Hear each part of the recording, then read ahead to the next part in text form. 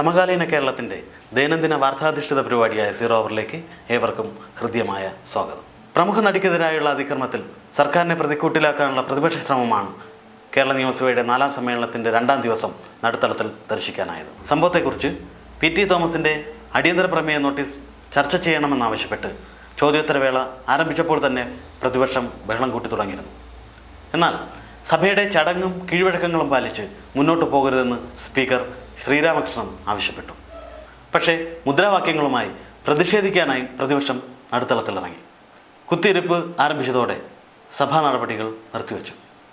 നിയമസഭാ കക്ഷി നേതാക്കളുമായി സ്പീക്കർ ശ്രീരാമകൃഷ്ണൻ ചർച്ച നടത്തി.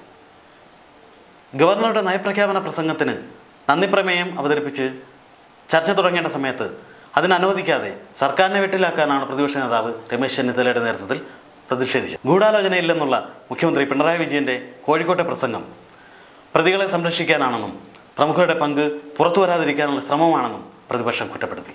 സ്പീക്കർ വിളിച്ചു ചേർത്ത സർവകക്ഷി യോഗത്തിലും തീരുമാനമാകാത്തതിനാൽ പ്രതിപക്ഷം സഭ ബഹിഷ്കരിച്ചു.